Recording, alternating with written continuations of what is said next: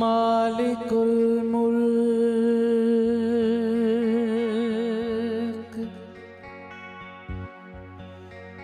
मालिकुल मुल्क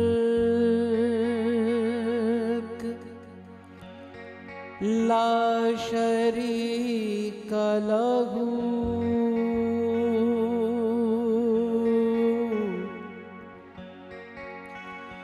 वहदहू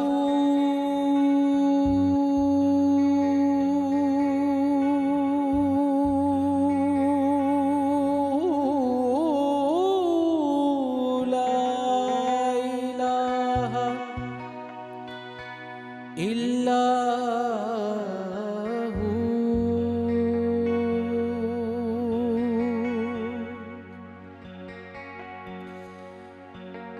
शम्स तबरेज़ गर खुदा तलबी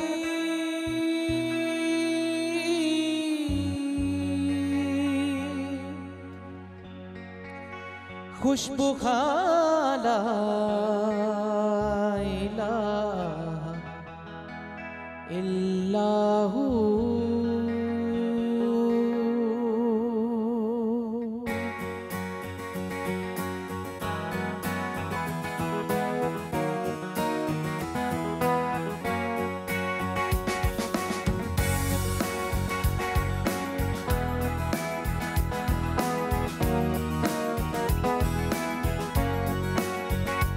अल्लाहू अल्लाहू अल्लाहू अल्लाहू अल्लाहू अल्लाहू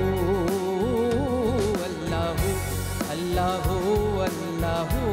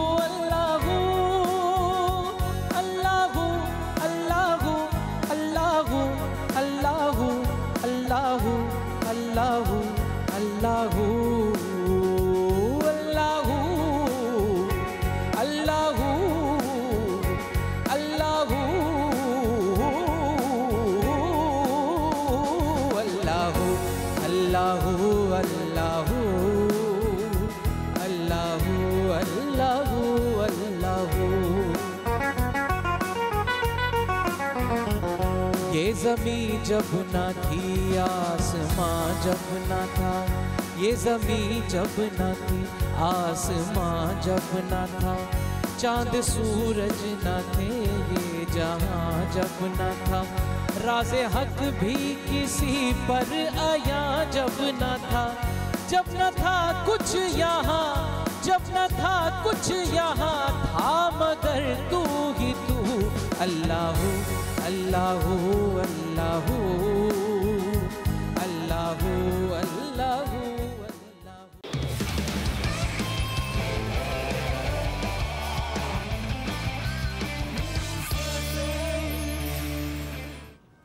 बिस्मिल्लाहिर्रहमानिर्रहीम। अस्सलाम वालेकुम दोस्तों, मैं फ़हीम अब्बास आप सब देखने वालों को खुश आमदीद कहता हूँ न्यूज़ कैफ़े में। और मुझे यकीन है कि आप सब खैरियत से हैं और आज के दिन का एक खूबसूरत सा तवानाई से भरा हुआ आगाज़ कर चुके हैं। फुरकान बॉबी ने हमारे आज के शो का आगाज़ बहुत खूबसूरत किया अपनी खूबसूरत सी आवाज़ में और एक खूबसूरत से कलाम के साथ। हम फुरकान बॉबी को खुश आमदीद कहते हैं। बॉबी जी अस्सलाम वालेकुम, कैसे हैं आप? वालेकुम अस्सलाम, अल्हम्दुलिल्लाह बिल्कुल ठीक ठाक। आप सुनाएं, आप कैसे हैं? मैं भी बिल्कुल ठीक ठाक हूँ। बॉबी आज टॉपिक पे बात करने से पहले मुझे एक बात बताएं जी। क्या आपको आज तक कभी ने किसी ने डांटा और किसी बड़े ने और ये कहा, अक्सर बुजुर्ग ना ये मिसाल देते हैं कि मैं तुम्हारी खाल उतार दूंगा, मैं ऐसा कभी कहा? अक्सर अम्मी कहा करती हैं। अच्छा, वैसे क्यों ये कभी आज तक खाल उतारी किसी ने? नहीं, खाल उतारी तो नहीं है, लेकिन मेरा जहाँ तक ख्याल है कि ये इसलिए कहा जाता है कि मैं तुम्हें इतना ज़्यादा मारूंगा या मारूंगी हाँ। कि तुम्हारी खाल उधड़ जाएगी, जितनी दर्द तुम्हें महसूस कर लो कि कितनी दर्द हो सकती है। नहीं तो फिर दूसरी मिसाल ये इसकी ज़रूरत क्यों पेश आई कि तुम्हारी चमड़ी उधेड़ देनी मैंने? वो इसी का मॉडर्न टर्म। और जनाब आज का हमारा मौजूद जो है ना वो भी हमारी खाल है जनाब, हमारी जिल्द। एक्चुअली जिल्द जो है हमारे जिस्म का सबसे बड़ा हिस्सा है जिसने हमारे पूरे जिस्म को कवर किया हुआ है। जिल्द से हमारे मतलब जिल्द जो है ये हमारे जिस्म का बहुत ज़्यादा ख्याल रखती है। हमारी स्किन जो है ये हमें हमारे जिस्म को बचाती है, रोकती है बहुत सारी बीमारियों से। और जिल्द जिस तरह हमारे जिस्म का ख्याल रखती है ना, इसी तरह शायद हमें भी अपनी जिल्द का ख्याल रखने की ज़रूरत है। और अगर हम अपनी जिल्द का ख्याल रखें, अगर अच्छी खुराक खाएं, हम जितना पानी चाहिए हमारी बॉडी को अगर पानी पिए उतना, तो वो जिल्द से नज़र भी आता है। तो जिल्द जो है वो बहुत ज़रूरी है। और गर्मियों की वजह से जिल्द के बहुत सारे अमराज पैदा होते हैं, जिनमें बहुत सारे लोगों को ये होता है कि गर्मियाँ जैसी आती हैं उनकी स्किन बड़ी ऑयली हो जाती है, पिंपल्स निकल आते हैं, कुछ लोगों की स्किन ड्राई होना शुरू हो जाती है, कुछ लोगों को ये है कि गर्मियाँ आती हैं तो उनका रंग काला होना शुरू हो जाता है। और वैसे भी धूप जो है, विटामिन डी हमें इतना चाहिए होता है, ये धूप में निकले तो रंग काले हो जाते हैं। तो ये बहुत सारे मसाइल हैं। आज हम इन सारे मसाइल का हल लेके और अपने बेहतरीन मेहमानों के साथ आप दोस्तों के पास हाजिर हैं। सबसे पहले मैं तारुफ करवाऊँगा, हमारे साथ मौजूद हैं पाकिस्तान के नामवर हर्बलिस्ट हैं हकीम अब्दुल गफ्फार आगा साहब। हम आपको खुश आमदीद कहते हैं। अस्सलाम वालेकुम आगा साहब। आगा साहब कैसे हैं आप? मेरे अल्लाह का बहुत एहसान है, बहुत करम। आज हमने आपकी स्किन का जो राज है ना वो जानना है कि आपने कैसे अपनी स्किन को खूबसूरत रखा हुआ। बिल्कुल ठीक है। ओके, हमारे साथ दूसरी मेहमान जो कि डर्मेटोलॉजिस्ट हैं और मेडिकल साइंस क्या कहती है इस हवाले से, असल जो है ना वो राज की बात तो यहाँ से भी हमें मिलेगी। हमारे साथ मौजूद हैं गुल कैसर साहिबा। हम आपको भी खुश आमदीद कहते हैं। अस्सलाम वालेकुम। वालेकुम अस्सलाम। कैसी हैं आप? बिल्कुल ठीक ठाक लगा। ग्रेट। तो आज आप सही मशवरे देने वाली हैं हमें स्किन के बारे में? कोशिश पूरी होगी। ठीक है। अच्छा आगा साहब, स्किन इसका ख्याल रखना कितना ज़रूरी है? आपने जो इब्तदाई जुमले कहे, स्किन पूरे जिस्म को ढांपती है, लेकिन स्किन के मुख्तलिफ ग्रेड्स हैं, मुख्तलिफ एरियाज में स्किन मुख्तलिफ होती है। आपके इस फेस की स्किन अगर आपकी गर्दन में चली जाए तो कैसा होगा? बिल्कुल अच्छा नहीं होगा। तो मैं इमेजिन भी नहीं करना चाह रहा। बिल्कुल नहीं। मेरी दरख्वास्त ये कि स्किन की डिफरेंट एरियाज में डिफरेंट फंक्शंस हैं। अब इन फंक्शंस के पीछे क्या है? उसके पीछे हार्मोन हो सकते हैं, उसके पीछे आपकी खुराक हो सकती है, उसके पीछे आपका फूड हो सकता है, उसके पीछे आपका पानी हो सकता है, उसके पीछे आपकी बहुत सारी आदतें हो सकती हैं। लेकिन चर्बी भी तो हो सकती है, इतना जो फेस बड़ा क्या होता है हमने जी हाँ, फैट्स होते हैं ना उसके पीछे, बहुत सारी चीज़ें। ओके। और इसके पीछे आपका एरिया है जहां आप रहते हैं। यानी कि मोहल्ला हमारा। मोहल्ला नहीं, एरिया। मतलब फर्क करें, एक शख्स गिलगित में रहता है और एक शख्स जैकोबाद में रहता है। एग्जैक्टली। तो आप शायद अगर कोई शख्स ऐसा हो जो थोड़े से तजुर्बे के बाद ये बता दे कि यार ये बंदा गिलगित का रहने वाला और ये जो है ये किसी गर्म इलाके का रहने वाला है, तो ये दोनों की स्किन का फ़र्क भी है। लिहाजा वो लाली ये इसकी बात कर बहुत सारी चीज़ों का फ़र्क है। लिहाजा किसी एक चीज़ को हम एज द होल, मेरा नहीं ख्याल कि हम अप्लाई कर सकते हैं। डिफरेंट एरियाज़ के हवाले से, डिफरेंट प्रोफेशंस के हवाले से हर चीज़ को हमें अलग डील करना पड़ता है, करना पड़ेगा। बिल्कुल सही होगा। ये जो ज़ाहरी खूबसूरती पे हम इतनी तवज्जो देते हैं, तो ये इसका मतलब सिर्फ हम स्किन का ही ख्याल रख रहे होते हैं, और स्किन का भी सिर्फ इतना ही पोर्शन जो है, मतलब ये हाथों तक इतना पोर्शन इसका ख्याल रख रहे होते हैं। ये क्या बाकी पूरे जिस्म की जिल्द का भी कोई ख़ास इसका ख्याल रखने की ज़रूरत होती है? बिल्कुल ऐसा तो नहीं है कि स्पेसिफिक एरियाज़ को आप ट्रीट करें या फिर उसका ख्याल रखें। स्किन तो जो क्रीम लगाते हैं सुबह इतने मुंह पे क्रीम लगती है, हाथ पे लगती है, दैट्स इट। अक्सर नेक को भी इग्नोर कर देते हैं। जो गर्दन है उसको लोग भूल जाते हैं कि वो भी है हमारा जिस्म का हिस्सा, तो वो सिर्फ फेस पे लग रही होती है सारी क्रीमें। या अगर हाथ भी आपने ज़्यादा बता दिया, हाथ भी इग्नोर होते हैं, पैर भी इग्नोर हो जाते हैं, फुल बॉडी वैसे भी इग्नोर हो जाती है। तो कुछ हमारी बिल्कुल उन्होंने बहुत ही अच्छी बातें कर डाली हैं ऑलरेडी, जो मुझे बोलने की अब ज़रूरत भी नहीं है कि skin overall you need to take care. आपको ज़रूरत है कि आप पूरी अपनी स्किन की ख्याल रखें, और वो इतना मुश्किल काम नहीं है। लोगों को लगता है कि बहुत मुश्किल काम है, पता नहीं क्या क्या हमें लगाना पड़ेगा, क्या क्या करना पड़ेगा। ऐसा कुछ नहीं होता। बहुत सारी गलतफहमियां भी होती हैं लोगों को स्किन के हवाले से, यानी कि आज सारी दूर हो जाएंगी। बिल्कुल जैसे कहा, कोशिश होगी। बिल्कुल सही है जनाब। एक ब्रेक का वक्त हो चुका है, ब्रेक से वापस आते हैं तो ज़रा ये जल्दी अमराज के हवाले से और इनके हल की तरफ जाएंगे। कहीं मत जाइए, अब तक देखते रहिए न्यूज़ कैफ़े, देखते रहिए।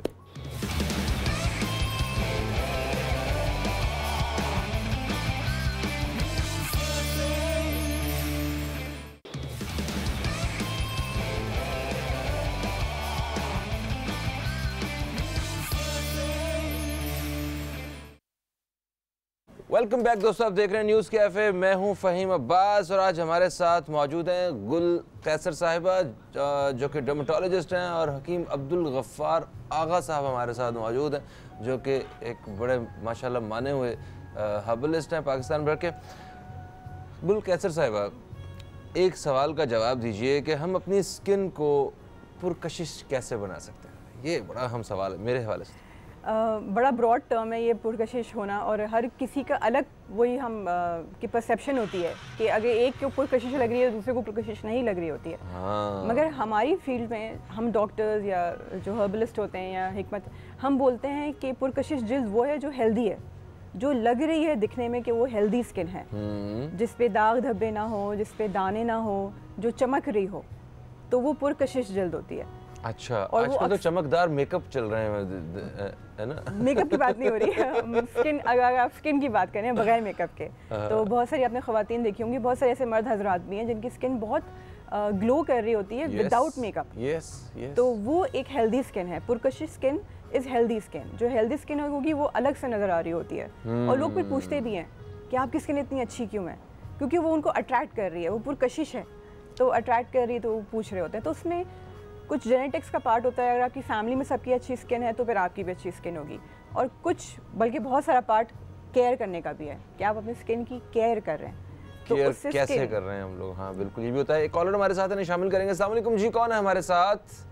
वालेकुम सलाम सर, क्या हाल है? बिल्कुल ठीक ठाक। कौन बात कर रहे हैं? इम्तियाज गफूर बात कर रहा हूँ कसूर से। इम्तियाज साहब, आपको हम खुश आमदीद कहते हैं। तबीयत ठीक है आपकी? शुक्र है अल्लाह, सर आप सुनाएं। बड़ा बड़ा शुक्र है जी। क्या पूछना चाहते हैं? सवाल मेरा ये है कि 5-6 सालों से मेरे सर में दाने निकलते हैं रेशे वाले, वो छोटे छोटे से। अच्छा। और वो सर खुद ही खत्म होते हैं और दोबारा आ जाते हैं 2-3 हफ्ते गैप के बाद। बहुत सारी मैंने मेडिसिन यूज कर ली हैं लेकिन कोई फर्क नहीं आता सर। ठीक है, तो हम अभी इसके बारे में पूछते हैं जनाब। बहुत शुक्रिया। अच्छा, एक मिनट ठहरें जरा, कुछ सवाल पूछना है। एज बता दीजिए। एज बता दें अपनी। एज सर मेरी 22 साल है। अच्छा, कोई मेडिकल प्रॉब्लम तो नहीं है? पूछ लीजिए। कोई मेडिकल प्रॉब्लम तो नहीं है आपको? नो सर, कुछ भी नहीं है, मैं आर्मी में हूँ ऑलरेडी। अच्छा, क्या बात है जनाब, क्या बात है। ठीक है, आप प्रोग्राम देखें, हम बताते हैं आपको जनाब। अच्छा, तो 2-3 सवाल में तो पता नहीं चलता, थोड़ा हमें देखना भी पड़ता है।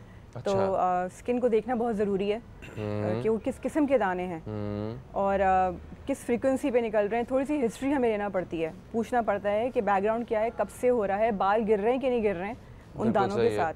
तो यूजुअली ये कोई इन्फेक्शन ही होता है स्कैल्प का, जिसमें छोटे छोटे दाने बन रहे होते हैं। और सबसे जो उसकी मेन कॉज है वो फंगस होती है, कि फंगस की वजह से छोटे छोटे दाने बन रहे होते हैं, डैंड्रफ हो रही होती है, और वो फिर बाल भी गिरते हैं, और फिर कुछ वो दवाइयाँ लगाते होंगे, वो फिर दवाइयों से सेटल डाउन हो जाता होगा, फिर आ जाती है वो चीज़ वापस, बिकॉज फंगस ख़त्म नहीं होती। फंगस कंट्रोल हो सकती है, उसको ख़त्म करना बहुत मुश्किल है, तो वो मेंटेन करना पड़ता है।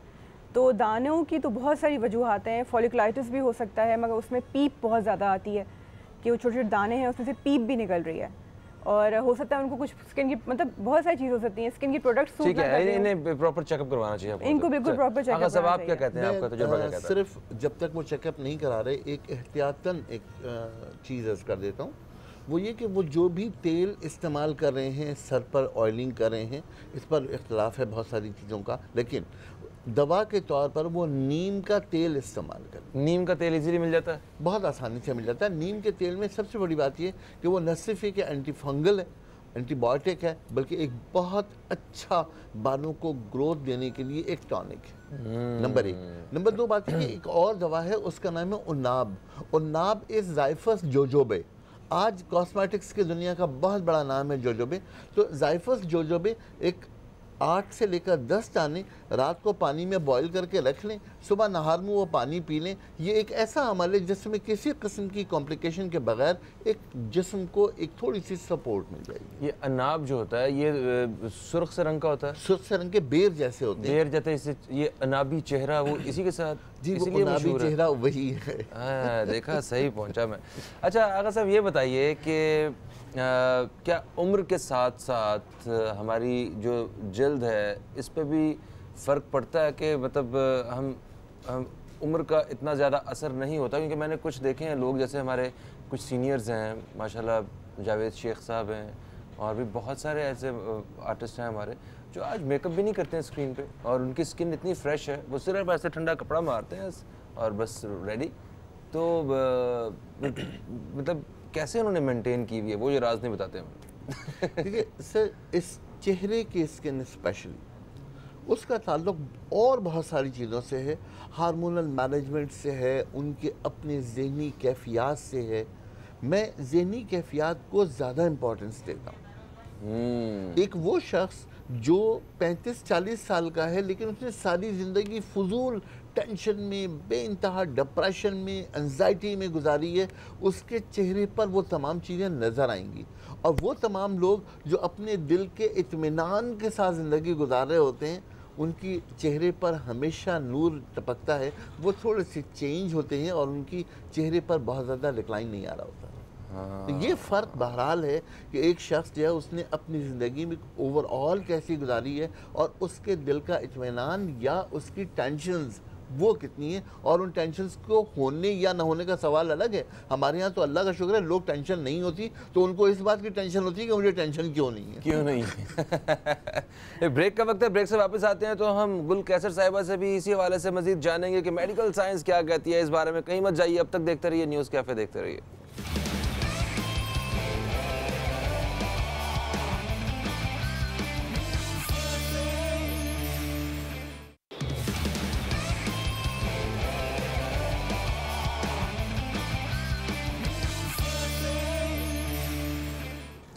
वेलकम बैक दोस्तों, आप देख रहे हैं न्यूज़ कैफ़े। मैं हूं फ़हीम अब्बास और आज हम स्किन के हवाले से बात कर रहे हैं। हमारे साथ मेहमानों में गुल कैसर साहिब हैं, डर्मेटोलॉजिस्ट हैं, और हकीम अब्दुल गफ्फार आगा साहब हमारे साथ हैं। अच्छा आगा साहब ये बताइए कि गर्मी में इस सीज़न में कौन कौन सी ऐसी बीमारियां हैं जिसकी अक्सर शिकायत आती है जिल्द के हवाले से? देखिए, स्किन का ताल्लुक कहीं ना कहीं हमारा इनटेक ऑफ वाटर से, पानी हम कितना पीते हैं।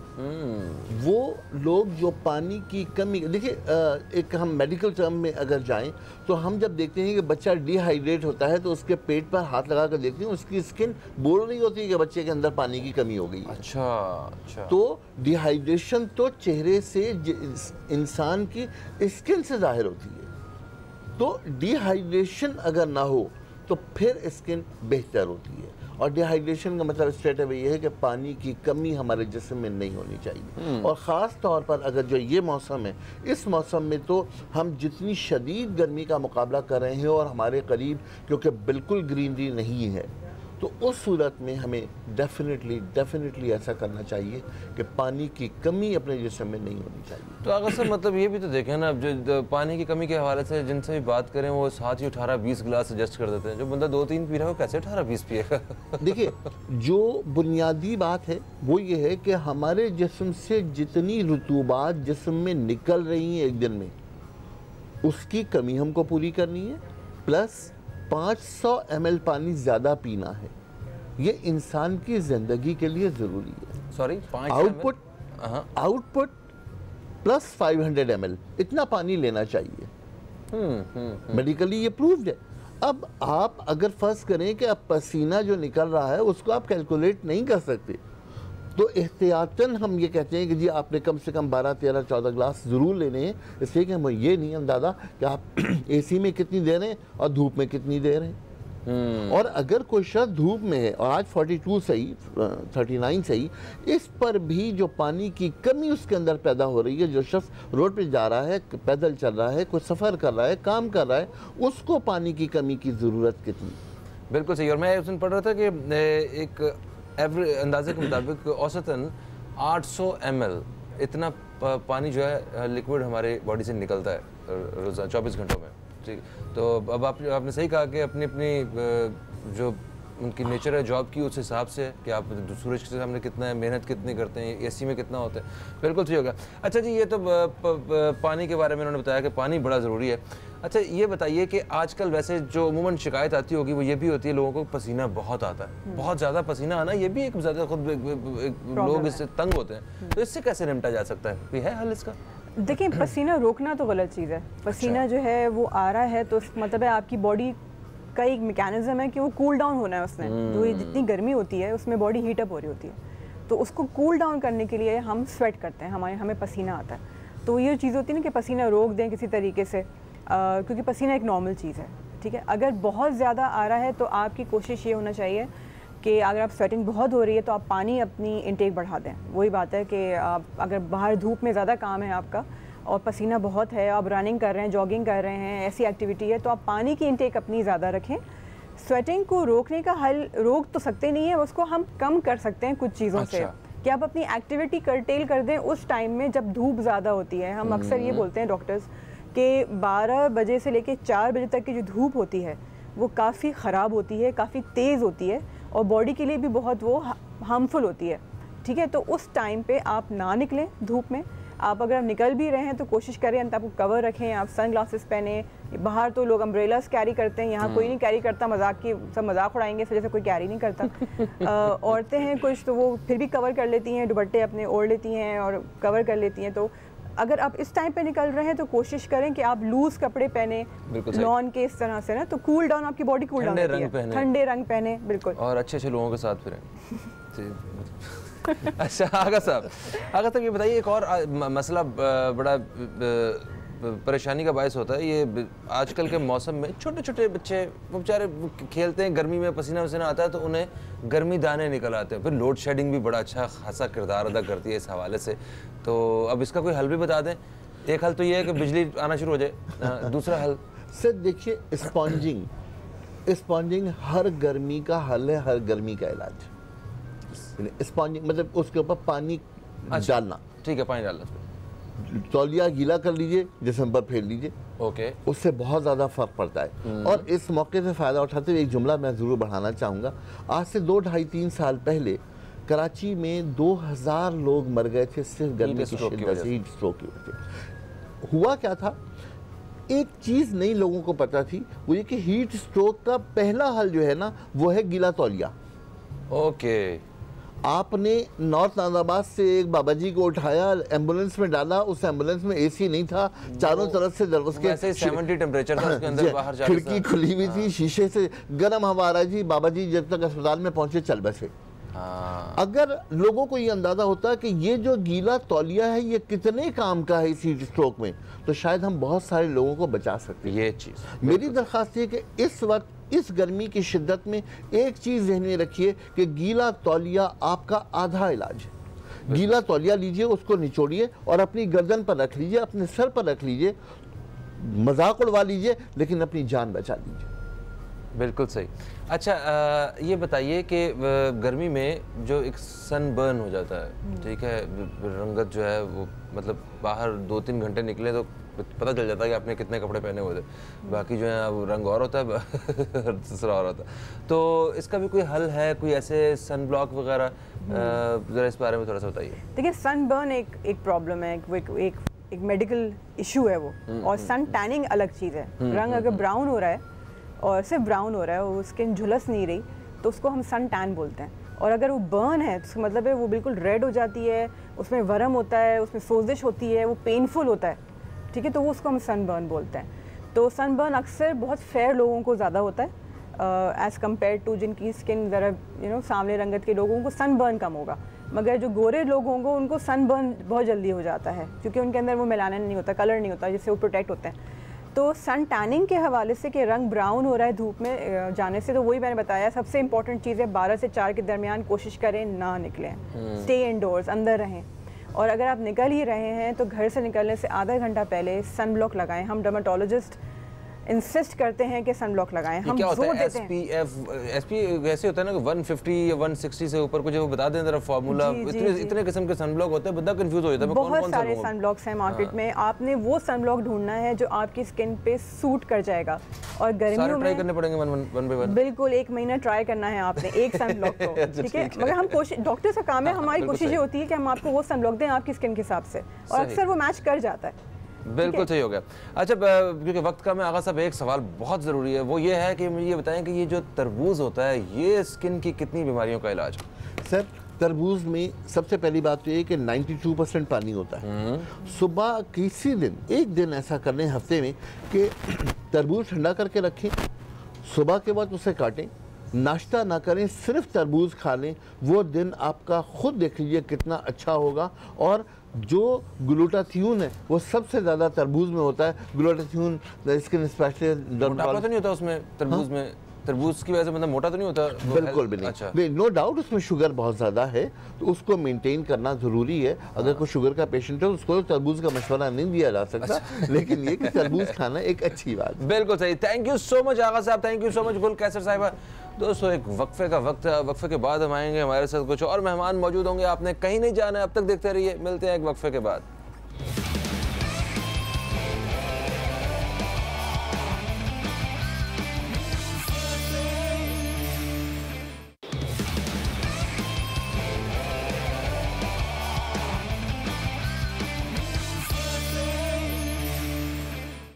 वेलकम बैक दोस्तों, आप देख रहे हैं न्यूज़ कैफ़े। मैं हूं फ़हीम अब्बास और प्रोग्राम के दूसरे हिस्से में हम दाखिल हो चुके हैं, जहां हम एक अहम मौजू पे बात करने वाले, अपने ख्वाबों के हवाले से बात करने वाले। बिल्कुल ख्वाबों की ताबीर के बारे में आपको नहीं बता रहे हम लोग, मगर यस, एक ख्वाब सारे ही इंसानों में वो कॉमन वो पाया जाता है। वो ख्वाब है अपने घर का। और वाकई इस ख्वाब की अहमियत उन लोगों से जानिए जो अपने घर को हासिल नहीं कर पाए या जिसके लिए उन्होंने पूरी ज़िंदगी लगा दी। ऐसा ही होता है, हम सारी ज़िंदगी मेहनत करते हैं और उस मेहनत के पीछे सिर्फ एक मकसद बनाया होता है हमने कि हमने अपना घर लेना है अपने लिए। और ऑफ कोर्स वो घर जो है वो आप अपनी अगली जनरेशन के लिए आप बना रहे होते हैं। आप जो आपकी आने वाली जो अगली नस्ल होती है उसके लिए आसानियाँ पैदा करने के लिए कि हमने वो आपको इतनी मेहनत करनी पड़ रही होती है। और ख़ैर आज के इस दौर में घर बनाना एक वाकई ख्वाब ही बन चुका है, बहुत मुश्किल हो चुका है। पहले ऐसा होता था कि कोई एक शख्स घर में मेहनत करता था और सारे मिल के खाते थे और उसके बाद एक वो प्रॉपर्टी वगैरह भी बन जाती थी या एक घर भी होता था जिसके बंटवारे वगैरह भी हो जाते थे। मगर आज आपको पता है कि हालात किस तरह के हैं। घर के सारे लोगों को भी अगर काम करना पड़े तो फिर भी एक घर लेना बड़ा एक मुश्किल काम है। मगर फिर भी आज के दौर में भी कोई ना कोई रास्ते तो हैं जो जितने भी इंटेलिजेंट लोग हैं जो अपने फ़ैसले अच्छे तरीके से करते हैं, वो घर ख़रीदते भी हैं और दूसरों की मदद भी करते हैं कि आप किस तरह जो है वो घर ख़रीद सकते हैं या ये इन ख्वाबों को पूरा कर सकते हैं। तो आज हमारे साथ कुछ ऐसे ही मेहमान मौजूद हैं जिनसे हम इसी हवाले से बहुत सारे मशवरे लेने वाले हैं और बहुत सारी गाइडलाइन लेंगे हम इनसे। हमारे साथ जो मेहमान मौजूद हैं इनका ताल्लुक़ है अल मुकीत बिल्डर्स से। मैं सबसे पहले तारुफ़ करूँगा, मेरे साथ मौजूद हैं अवैस ख़ान जो कि जिनका ताल्लुक़ डेफिनेटली रियल एस्टेट से और बिल्डर हैं। आपको हम खुश आमदीद कहते हैं। अस्सलाम वालेकुम अवैस, कैसे हैं? अल्हम्दुलिल्लाह, आप बताइए खैरियत से? अल्हम्दुलिल्लाह मैं बिल्कुल ठीक ठाक हूँ। और हमारे जो दूसरे मेहमान हैं इनका ताल्लुक़ डेफिनेटली इसी इदारे से, ये भी रियल एस्टेट एक्सपर्ट हैं। जाहिद मलिक साहब, आपको भी खुश आमदीद कहते हैं। अस्सलाम वालेकुम। वालेकुम अस्सलाम, कैसे? ठीक ठाक है माशाल्लाह, क्या बात है जनाब आपकी। और हमारे तीसरे मेहमान इनसे भी आज हम इसी हवाले से इनकी एक्सपर्टीज़ जो है वो जानेंगे और रियल एस्टेट के हवाले से हम इनसे मशवरा लेंगे और अपना घर किस तरह मुमकिन है ये इसमें हमारी आज ये मदद करेंगे। टॉपिक पे इमरान पीरानी साहब, हम आपको भी खुश आमदीद कहते हैं। अस्सलाम वालेकुम। वालेकुम सलाम, ठीक ठाक है? अल्लाह का शुक्र, आप सुना कैसे हैं? ग्रेट, अल्हम्दुलिल्लाह। अब सब एक सवाल ना हमने अक्सर सुना है, वो उसके बारे मतलब जब भी कुछ प्रॉपर्टी के बारे में या रियल एस्टेट के हवाले से, कोई जगह के या घर की ख़रीदारी के हवाले से अगर कोई बात करें तो एक जुमला अक्सर होता है, या प्रॉपर्टी किसी किसी कोई रास आती है। तो क्या इसमें वाकई कोई हकीकत होती है, किसी किसी कोई रास आती है? असल में कुछ मामला इस तरह के हैं कि राइट टाइम राइट डिसीजन, हाँ, बस ये एक सबसे बड़ा मैटर करता है। सम टाइम ऐसा होता है कि चीज़ें आपके फेवर में नहीं जाती ड्यू टू सम रीजंस। बहुत सारी फ्लॉज होते हैं चीज़ों में मार्केट के हिसाब से। तो अगर आपने राइट टाइम पे राइट डिसीजन लिया है, डे एंड प्रॉपर्टी में नुकसान तो किसी को नहीं है, वक्ती पॉसिबल है। हाँ, इस तरह है कि अगर आपने जहाँ इन्वेस्टमेंट की बंदा ही दौड़ टाइम बिंग वन अगर हम पास्ट हिस्ट्री देखें पाकिस्तान की पूरी, या किसी भी रियल एस्टेट सेक्टर की, चाहे वो कोई भी मुल्क हो, कोई भी शहर हो, अपने मुल्क में से कोई सा भी शहर है, आप उसमें से देख लें पास्ट और करंट रेट्स में लोगों की रीच से बाहर होता गया। इसी वजह से आपके अपार्टमेंट ज़्यादा इंट्रोड्यूस होने लगे, पोर्शंस आना शुरू हो गए। रीज़न यही हुआ कि कैपेसिटी श्रिंक होती गई, तब ये अपार्टमेंट्स आने लगे। क्लाइंट तो वही है। तो इसका सोल्यूशन ये है कि अगर राइट टाइम राइट डिसीजन, तो आप देखें हर आदमी की अपनी अपनी फील्ड होती है जी हाँ। जो जिस फील्ड में माहिर है आप उससे असेसमेंट ले लें, उसका प्रोस्पेक्टस लें कि वो क्या समझाना चाह रहा है आपको, आपकी नीड क्या है, आप कहाँ तक जा सकते हैं, कितना होल्ड कर सकते हैं इस चीज़ को। तो बस मेरा कहना यही होगा कि राइट टाइम राइट डिसीजन। बिल्कुल सही, बिल्कुल सही। अच्छा जाहिद साहब, जैसा कि पाकिस्तान भर की बात कर रहे हैं अवैध साहब, और हर जगह पे रहने वाले लोगों की जो एक थिंकिंग और साइकी और वो एक अलग अलग तरह की होती है। जिस तरह यहाँ पे रहने वाले लोग, कराची में रहने वाले लोग, अगर उन्हें घर लेना है तो वो अपार्टमेंट लेने के लिए वो फ़ौरन इंटरेस्ट शो कर देंगे।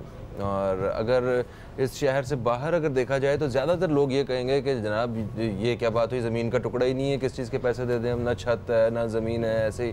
तो वो ये एक इस चीज़ के हवाले से भी आप बताइए कि क्या अपार्टमेंट वगैरह अगर कभी लेना पड़े तो क्या वो भी इन्वेस्टमेंट के लिए ठीक होता है, या रहने के लिए बिल्कुल सिक्योर होता है उसी तरह ही? बिल्कुल।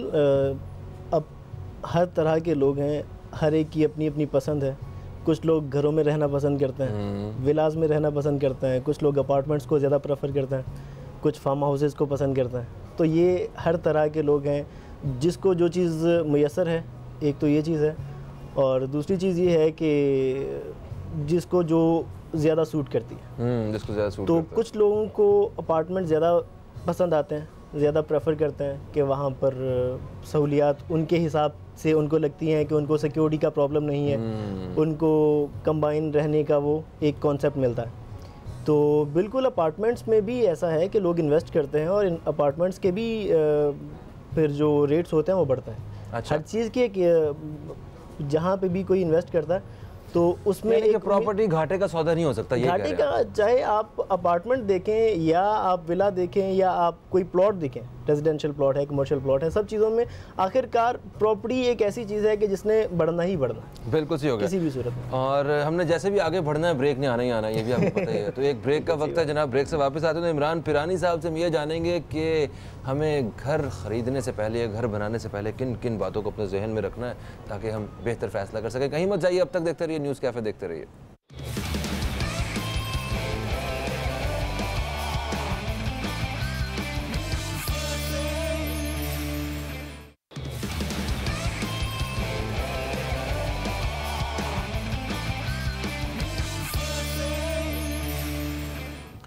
एक वक्फे के बाद आप सब देखने वालों को खुश आमदीद कहता हूँ न्यूज़ कैफ़े में। मैं हूँ फ़हीम अब्बास, और आज प्रोग्राम के इस हिस्से में हम जिस मौजू पे बात कर रहे हैं वो मौजू है अपना घर सबका ख्वाब। बाकी और इस ख्वाब को किस तरह आसान किया जा सकता है, इसमें हमारी मदद कर रहे हैं हमारे आज के एक्सपर्ट्स, हमारे मेहमान।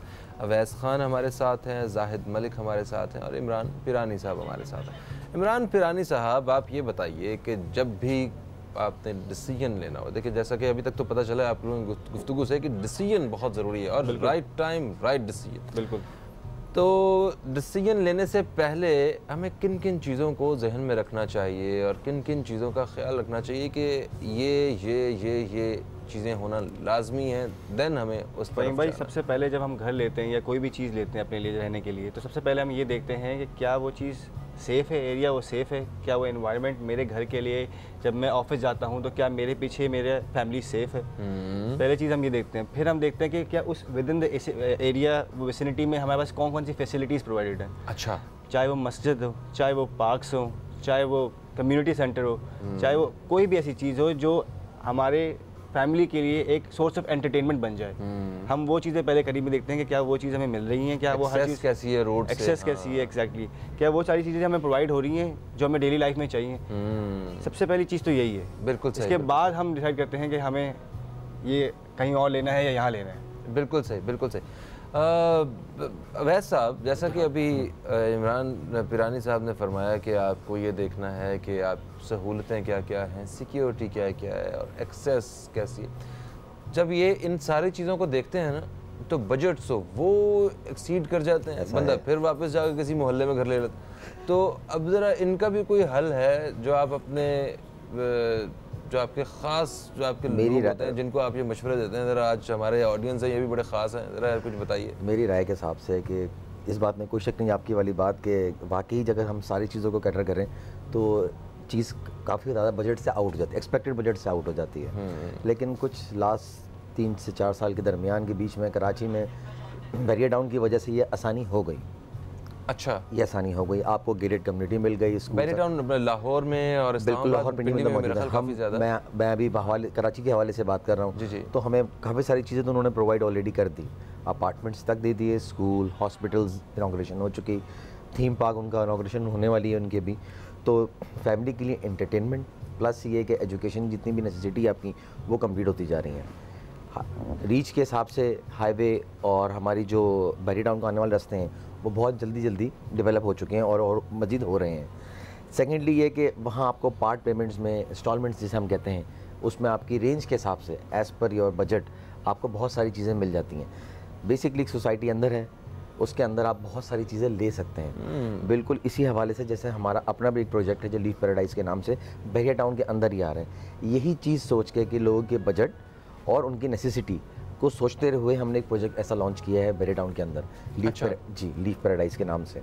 बेसिकली हमारा कॉन्सेप्ट यही था वहाँ पे भी कि जो मिड टियर बजट्स इनके होते हैं, मतलब हाई एंड नहीं, जो मिड टियर में या लोअर एंड या अपर लोअर जिसे आप कह सकते हैं, उस रेंज में जो बजट में लोग आते हैं तो हम उनके लिए भी कोई चीज़ बनाएं। तो वो हम लोगों ने एक कॉन्सेप्ट बनाया है, जिस तरह दुबई में एक पाम जुमेरा है, जी हाँ, लाइक एन उसी तरह का एक लीफ पैराडाइज के नाम से बेसिकली एक पत्ता है। अच्छा, पत्ता बना दिया जी, पत्ता बना दिया बिल्कुल। अच्छा, वैसे भी पान का पत्ता यहाँ पे तो बड़ा मशहूर है। पत्ता कौन सा बनाया वैसे आपने?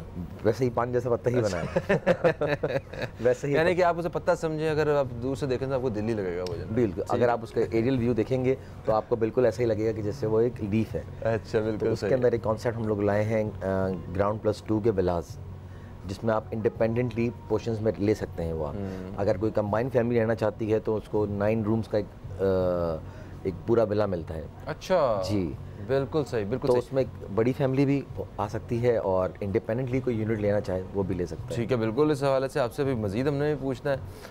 जाहिद साहब, ये बताइए कि जैसा कि उन्होंने बताया कि एक बैरियर टाउन के अंदर एक इस तरह की एक सोसाइटी है लीफ पैराडाइज, उसमें जो है ना वो आपकी जितनी भी रिक्वायरमेंट्स हैं उनको हमने जहन में रख के एक बड़ा अच्छा प्रपोजल जो है वो रखा है। लोग उसमें इन्वेस्टमेंट कर भी रहे हैं, रहने के लिए भी आ रहे हैं। जब भी कोई इस तरह की हमें अपॉर्चुनिटी मिलती है जहाँ पे हमारे सारी चीज़ें पूरी हो रही हों और मतलब जो जिन चीज़ों को हमने जहन में रखना था, जो इमरान पिरानी साहब ने कहा, और हमारे बजट में भी सारा कुछ आ रहा हो, उसके फ़ौरन हम शहर से बहुत दूर निकल जाते हैं। ये अब इस चीज़ को कैसे जहन में रखा जाए? लोग शहर से बाहर भी नहीं निकलना चाहते हैं, ख़ास तौर पे वो लोग जो जिन्हें कई दहाइयाँ गुजर जाती हैं किसी शहर की या किसी मोहल्ले में या किसी कॉलोनी में रहते हुए, उनके लिए अचानक से एक शहर से ही बाहर निकल जाना ये भी बड़ा एक मुश्किल होता है। तो आप किस तरह उन्हें कन्विंस करेंगे कि आप वहाँ पे आएँ? बाहर निकल जाना बिल्कुल मुश्किल होता है, लेकिन ऐसा ही होता है कि कभी ना कभी कोई जगह आबाद करना होती है। नए शहर जब भी आबाद होते हैं, उस पहले तो ये चलता था कि जहाँ पे कोई बड़ी फैक्ट्री हो गई, बड़ी टर्म आ गई, वहाँ पे लोगों को काम करना मजबूरी थी, तो वहाँ पे उन्होंने अपनी फैमिलीज़ को शिफ्ट कर दिया। फिर करते वहाँ पे कमर्शियल आ गया, फिर इस तरह करके शहर आबाद होते थे। लेकिन अभी ये मामलात हैं कि बहरिया ने एक तो प्रॉपर एक पूरा शहर बसा दिया। एक ऐसी जगह है कि जो तकरीबन काफ़ी किलोमीटर्स के ऊपर अभी डेवलप हो चुकी है, जो जिसके रोड्स बन चुके हैं। अब इसमें यह है कि सहूलियात की अगर बात की जाए कि किसको क्या कब मुयसर है, तो हर वक्त में हर एक का अल्लाह ने नसीब लिखा है। ये अब अगर बंदा सोचे कि अभी मौके ख़त्म हो गए हैं तो आने वाले जो भी बच्चे हैं उन्होंने भी बड़े होना है, उनके लिए भी मौके बनेंगे, उनके लिए भी सारे ये मामलात होंगे। तो ये है कि अभी जिनको ये चीज़ें हासिल नहीं है उनको आने वाले वक्त में ये होंगी। अभी वहाँ पर जो बहरिया के अंदर वो ये सीन है कि बहरिया में वो लोग भी आ रहे हैं कि जो ये अफोर्ड नहीं करते थे। उनको किस तरह से वो आ रहे हैं कि उनको इंतहाई कम पैसों के अंदर उन्होंने बुकिंग कराई, बिल्कुल कम पैसों में और आसान किस्तों में उन्होंने आगे, जैसे सबसे छोटा घर जो बहरिया में प्लॉट है वो 125 गज़ का प्लॉट है, वो लेने के लिए लोगों ने सिर्फ 1,50,000 रुपये की डाउन पेमेंट दी और बाकी पैसे क्वार्टरली हर 3 महीने के बाद 90,000 के हिसाब से उन्होंने किस्तों में पैसे अदा करना शुरू कर दिए। 30,000 रुपये महीना के हिसाब से। हाँ, 30,000 रुपये महीना के अंदर ये एक लोगों की प्रॉपर्टी बन गई। अब वो जब चाहें यहाँ पे घर बनाएं। इस जगह पर अगर शहर से बाहर जाते भी हैं, लेकिन बाहर जाके अगर किसी को सहूलियात वहाँ पर से ज़्यादा मिलती हैं तो लोग ये चीज़ कर लेते हैं। अगर सहूलियात बढ़ती हैं तो जाहिर बात है कि लोग उसमें ज़्यादा कबाहत नहीं महसूस। बिल्कुल सही। आपने भी बताया कि अपना 1,50,000 रुपये आपको एडवांस दे के और 30,000 रुपये महाना के साथ, तो सर हाँ 30,000 रुपये महाना आपको तकरीबन पड़ता है और आप अपना घर बना सकते हैं। तो असल बात आपने नहीं बताई कितने 100 साल तक ये पैसे देने पड़ते हैं। तो इस बार में बात करते हैं, एक ब्रेक का वक्त है जनाब, कहीं मत जाइए, अब तक देखते रहिए न्यूज़ कैफ़े, देखते रहिए।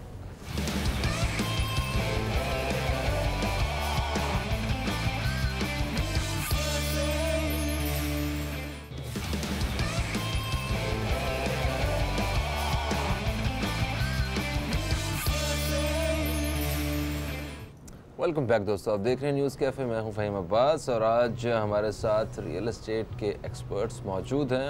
अल मुकीद बिल्डर्स से इनका ताल्लुक़ है। जनाब अवैस ख़ान हमारे साथ हैं, जाहिद मलिक हमारे साथ हैं और इमरान पिरानी हमारे साथ हैं। अच्छा इमरान पिरानी साहब, अभी मतलब आप दोस्तों से जब मैंने गुफ्तगू हुई हमारी तो हमें ये अंदाज़ा हुआ कि एक प्रोजेक्ट जिसका आप जिक्र कर रहे हैं, लीफ पैराडाइज, यस, तो इसमें इन्वेस्टमेंट्स की जा सकती हैं और अपने ख्वाबों को सच किया जा सकता है। ठीक है, ओके। क्या क्या ऐसी इसमें फैसिलिटीज़ हैं जो आप प्रोवाइड करते हैं और ऐसा मतलब ऐसी कौन सी वो बातें हैं कि कोई भी शख्स जो है उसके ख्वाब पूरे हो सकते हैं? सर सबसे पहले तो हम बताएं कि हमने ये बहरिया टाउन में क्यों चूज़ किया। Why Bahria Town actually? Okay, why Bahria Town is providing you such facilities जो इस वक्त कराची प्रोवाइड नहीं करता। जो कंजेशन वहाँ पे है वो बहरिया टाउन में नहीं है। Then Bahria Town is providing you the 3rd biggest मस्जिद इन द वर्ल्ड। अच्छा, मस्जिद माशाल्लाह, सबसे बड़ी मस्जिद, तीसरी बड़ी मस्जिद बन रही है यहाँ पे। फिर हमारे पास पहला थीम पार्क बन रहा है इस बहरिया टाउन के अंदर। फर्स्ट डांसिंग फाउंटेन बन रहा है इस बहरिया टाउन के अंदर।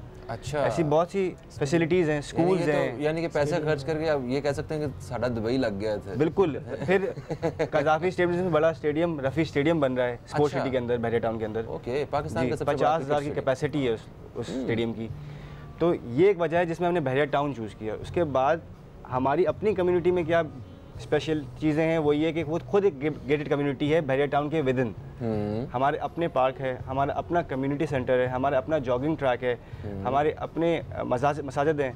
तो बहुत सारी एडवांटेजेस हैं जो आपको with in the boundary wall मिलती हैं। आपको बाहर जाने की ज़रूरत नहीं है, आपको हर चीज़ within the boundary wall मिलती है। बिल्कुल सही। और अच्छा जाहिद साहब, आप सिक्योरिटी वगैरह के क्या मामला था यहाँ पे? क्योंकि कराची में अगर फ़र्ज़ करें कोई दूसरे शहर से अगर कोई यहाँ पे आता है कराची में, तो वो शायद ये समझते हैं कि यहाँ पे बड़े कोई मसाइल हैं सिक्योरिटी के पॉइंट ऑफ व्यू से। और बहरिया टाउन के सिक्योरिटी और ये जो ख़ास तौर पर आपको लीफ पैराडाइज़ है, इसके बारे में बताइए ज़रा, क्या सूरत हाल है? बहरिया टाउन एक गेटेड कम्युनिटी है। इसके अंदर जो भी लोग आते हैं उनकी बाकायदा पहले वेरिफिकेशन होती है, पुलिस से वेरिफिकेशन होती है। जो लोग वहाँ पे रहेंगे उनका रिकॉर्ड पहले देखा जाता है। फिर उसके बाद यहाँ पर जितने भी एक घर जो है उस घर के अंदर जितने लोग होंगे उन सब का रिकॉर्ड बहरिया के पास होता है। उनके जितने फैमिली मेम्बर्स हैं सब का रिकॉर्ड उनके पास होगा और पूरे रिकॉर्ड के बाद ये चीज़ें मतलब वहाँ पे लोग रह सकते हैं। अब आ गई लीफ पैराडाइज़ की बात। तो लीफ पैराडाइज़ क्योंकि एक बहरिया के अंदर एक एरिया है पैराडाइज़ के नाम से, उस पैराडाइज़ के एरिया के अंदर ये लीफ पैराडाइज़ के नाम से एक प्रोजेक्ट जो हम लोग बना रहे हैं, ये बाकायदा एक गेटेड कम्युनिटी है, इसके अंदर अननोन बंदा नहीं जाएगा ऑब्वियसली, क्योंकि एक जो रिहाइश का है वही उसके अंदर जाएगा। जो सिक्योर इस तरह से अगर देखें, पूरा घर किसी को सिक्योर लगता है, वो इसलिए लगता है कि उसकी अपनी बाउंड्री वॉल्स हैं। ओके, अगर उसकी बाउंड्री वॉल्स नहीं होंगी तो वो भी जाहिर है कि वो भी सिक्योर नहीं होगा। बिल्कुल सही। अब अच्छा वैद साहब आपकी तरफ आऊँगा, तो मुझे ये बताइए कि इसमें इंस्टॉलमेंट्स वगैरह के क्या मामलात हैं, या ये यकमुश्त इसकी पेमेंट करना पड़ेगी? और क्योंकि ये अपार्टमेंट्स है ना, ये पोर्शंस में है, तो इसमें क्या क्या ऐसी कौन सी खास बातें हैं जो कि वैसे आप उम्मीद तौर पर आपको नहीं मिलती सोसाइटी में? पहली बात तो ये just not like an ordinary apartment, ये एक ऑर्डिनरी अपार्टमेंट नहीं है, एक विला अपार्टमेंट है। मतलब बाहर से आपको बज़ाहिर वो घर ही लगेगा, बट इंडिपेंडेंटली पोर्शंस हैं, तो वो एक आपको घर वाली ही फीलिंग आएगी इसके अंदर। कोई एक फैमिली भी लेना चाहे तो भी पूरी फैमिली एक विला में भी ले सकती है। दूसरी बात ये है कि इसमें हमें इनिशियली जिसकी टोटल जो यूनिट की प्राइस है वो 10 मिलियन है, अगर हम डाउन पेमेंट सिर्फ 1 मिलियन है। बाकी ये है कि इंस्टॉलमेंट में है, 3 साल का पेमेंट टाइम है जो कि फ्लेक्सिबल है, लोगों के लिए आसानी है, प्लस हम इसको सेमी फर्निश दे रहे हैं। 3 साल बाद पोजेशन मिल जाएगा इसका? बिल्कुल मिल जाएगा जनाब। अच्छा। और उसमें किचन आपको बना बनाया मिलेगा, एसी उसमें लगे हुए मिलेंगे आपको, होम अप्लायंसेस लगे हुए मिलेंगे आपको, मींस के रेडी टू मूव। बाकी मस्जिद, community centre, indoor swimming pool, gym, walkway, jogging track, ये सब हमने अंदर ही बनाया। अच्छा, जब भी कोई अपार्टमेंट वगैरह की बात होती है तो सबसे पहली जो तरजीह होती है लोगों की, वो ये देखते हैं कि इसमें लिफ्ट है, तो ये लिफ्ट वाले जो मामला हैं ये बताएं सर। हमने हाई राइज की तरफ गए ही नहीं। अच्छा, हमने यही एक्सपेंशन स्ट्रेट की तरफ से नहीं, वर्टिकली की है ना, ताकि ग्राउंड +2 है तो उसमें लिफ्ट की आधा ज़रूरत पड़ेगी नहीं। क्योंकि हाई राइज होता 4, 5, 4 फ्लोर 6 फ्लोर्स होते तो शायद ज़रूरत पड़ती लिफ्ट की, लेकिन हमें इसमें लिफ्ट की ज़रूरत पड़नी नहीं है। ठीक है। और इसकी इकसात के हवाले से बताइए कि ये इन्वेस्टमेंट के लिए आप इसे ज़्यादा रिकमेंड करते हैं या रहने के लिए ये जगह आप रिकमेंड करते हैं? देखें, जो आज आप इन्वेस्ट करेंगे कल आप उसी में रह सकेंगे। हाँ। बाकी जो लोग फ्यूचर की सोच के कि हम एज एन फॉर इन्वेस्टमेंट के हमें भले भैया टाउन आज ख्वाब नहीं, या आज मूड नहीं, या आज रहना नहीं, कल फ्यूचर में रहना है, तो वो भी लोग ले सकते हैं। उसके लिए रीज़न ये है कि जिस तरह से एक्सपेंशन होती जा रही है, लैंड प्राइसेस अप्रिशिएट होती जा रही हैं, फ्यूचर में लेना और टफ हो जाता है। बिल्कुल सही। इमरान साहब, कितने साल की ये इन्वेस्टमेंट है, आपको क्या लगता है? बस 3 साल की इन्वेस्टमेंट है। ठीक है। इनिशियली आपने 1 मिलियन की डाउन पेमेंट करनी है। अच्छा। And over the course of 3 years आपने क्वार्टरली 5,83,000 देने, 5,83,000 देने हैं आपने क्वार्टरली। अच्छा, ठीक है, ठीक है, ठीक है। तो ये क्या है कि आप लोग को पर मंथली 1.5 लाख रुपए के करीब कुछ पड़ता है, जिसमें इट इज़ ईजी टू पे ऑफ। आखिर में क्या है कि आपका अपना एक घर बन जाता है 3 साल बाद, जो आपने किस्तों में भरा है, जस्ट लाइक अ वीसी कमेटी। और ये तकरीबन आप कमेटी भरते हैं। टोटल अमाउंट कितनी बनती है? ये 10 मिलियन के बेसिकली एक पूरा प्रोजेक्ट है। 1 करोड़ एक पोर्शन जी, 1 करोड़ रुपये का एक पोर्शन है। और उसमें फैसिलिटी के ग्रोही फिटिंग्स आपको मिलती हैं। फिर बताया मेरे दोस्त ने कि सेमी फर्निश्ड है वो, इसमें आपको सारी अप्लाइंसेस मिल रही हैं, आपको एसीज मिल रहे हैं, तो ये सारी चीज़ें नहीं मिलती। प्लस आप जो एक्सपेंशन की बात कर रहे हैं कि जो वर्टिकली के 6 मंजिलें, 8 मंजिलें, 10 मंजिलें, हमारे को एडवांटेज ये है कि इतना कंजस्टेड नहीं होगा ये कम्युनिटी, बिकॉज इट्स बहुत कम लोगों के लिए 150 टोटल प्लॉट्स हैं, कम लोगों के लिए प्लॉट्स हैं, जिसकी वजह से। ग्रेट जनाब, थैंक यू सो मच, और आपके लिए बेस्ट विशेज़ हैं। Thank you. और बाकी सारे दोस्तों के लिए भी, अगर उनका कोई फ़ायदा हुआ है आज की हमारी इस कॉन्वर्जेसन से, और हमारे एक्सपर्ट्स हमारे साथ थे, उन्होंने बड़ी मुफीद बातें आज हमें बताई हैं, आप सबको भी शुक्रिया अदा करते हैं। फुरकान बॉबी अपनी खूबसूरत सी आवाज़ के साथ जो है हमें रुखसत करें। मैं मेरे दोस्तों से वैसे इजाज़त भी ले लेता हूँ। दोस्तों, अपना बहुत सारा ख्याल रखें, दुआ में याद रखें। कल आपसे फिर मुलाकात होगी। कल तक के लिए खुदा हाफ़िज़। पाकिस्तान जिंदाबाद। उसने जाना कि तारीफ मुमकिन नहीं, उसने जाना कि तारीफ मुमकिन नहीं। आफरी आफरी आफरी आफरी, तू भी देखे अगर तो कहे हम नशी। आफरी आफरी आफरी आफरी, उसने जाना कि तारीफ मुमकिन नहीं।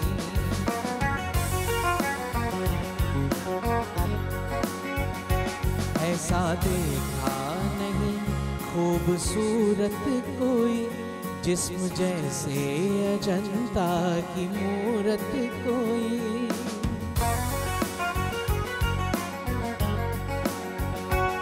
जिस्म जैसे निगाहों पे जादू कोई, जिस्म नगमा कोई, जिस्म खुशबू कोई, जिस्म जैसे मचलती हुई रागनी, जिस्म जैसे महकती हुई चांदनी, जिस्म जैसे के खिलता हुआ एक चमन, जिस्म जैसे के सूरज की पहली किरण, जिस्म तरशा हुआ दिलकशो दिल नशी, संदली संदली मरमरी मरमरी, संदली संदली